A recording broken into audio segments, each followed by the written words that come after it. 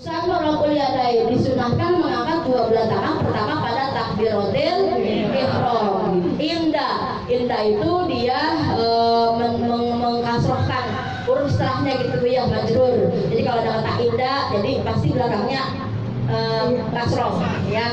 Indah takbiratul ihram, wa indah sujudi gitu ya, wa indah ruku ya. Itu kalau indah itu kerjaannya adalah majrur ya, jadi mengkasrohkan. Jadi kalau udah indah, jangan indah takbiratal, itu nggak salah pasti gitu ya. Jadi yang pertama kita disunahkan angkat tangan ketika sholat pada empat tempat. Yang pertama indah takbiratul ihram, Allahu Akbar, panjang kan?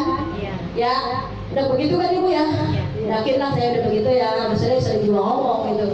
Jadi ketika takbiratul ihram suaranya dikeluarin, jangan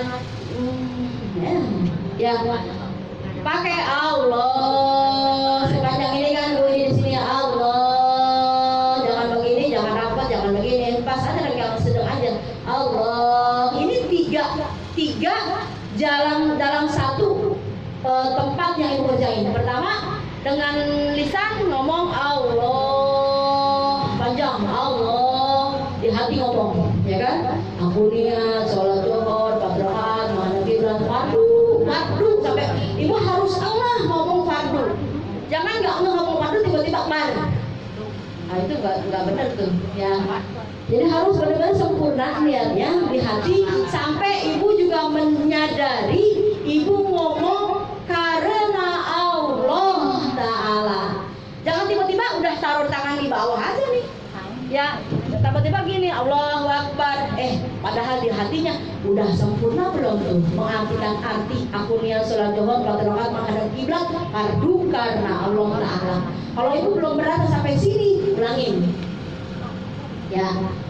Kadang-kadang aduh males ya emang tantangannya gitu bu ya, males. Udah kalau udah males memang ada obatnya. Makanya obatnya apa? Allahumma rasain. Itu obat males ibu ya. Allah panjang, mulutnya ngomong Allahu Akbar, hatinya mengartikan gitu ya, hatinya mengartikan ya. Jadi ada 3 kerjaan dengan gerakan tangan kita. Jadi ada 3 pekerjaan yang kita lakukan dalam takbiratul ihram. Allah angkat tangan, ini gerakan.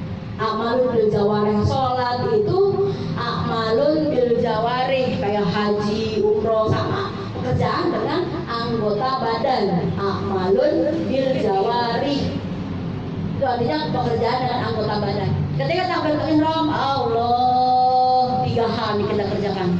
Pertama, kita angkat tangan. Kedua, di hati kita mengartikan bacaan niat kita ya bu ya, gitu kan.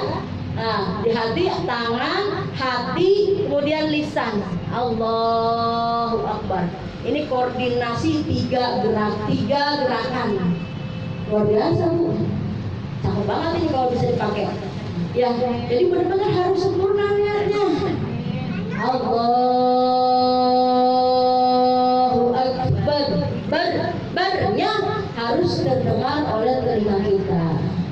Jadi sunnah pertama angkat tangan ketika takbiratul ihram. Suatu hari Imam Syafi'i sholat. Imam Syafi'i lagi sholat nih.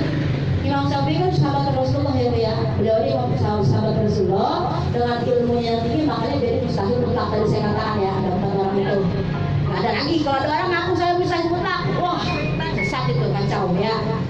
Nggak ada. Imam Syafi'i lagi sholat, ada temannya Imam Syafi'i namanya Muhammad, tapi bukan Nabi Muhammad ya bu ya, namanya Muhammad.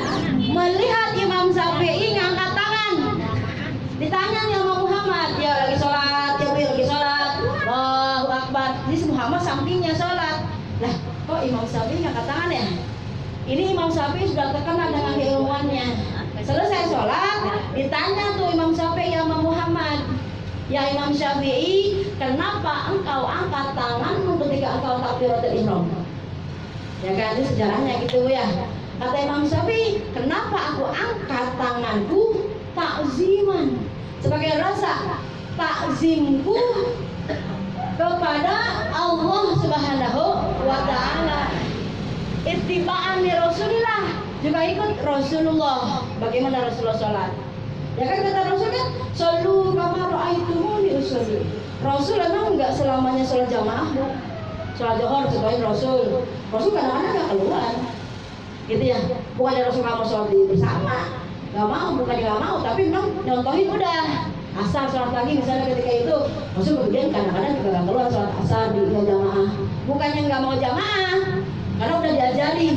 Rasul juga punya privasi, Bu. Jadi kalau sholat jamaah itu gini, mana yang dahulukan, khusyuk atau nyari pahala 27 rakaat atau 27 derajat? Ya, Bu ya. Jadi kalau kita sholat jamaah itu yang kita kedepankan itu cari rasa khusyuknya.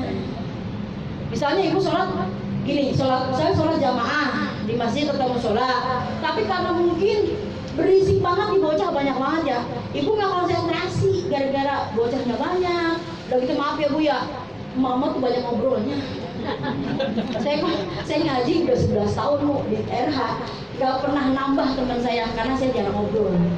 Ya, teman saya itu juga karena jarang banget ngobrol. Saya kalau udah kerja, udah pakai ngaji, udah zikir, udah ngaji, saya tuh nggak pernah nolong kanan kiri. Ya, saya doa kitab kalau saya liatin.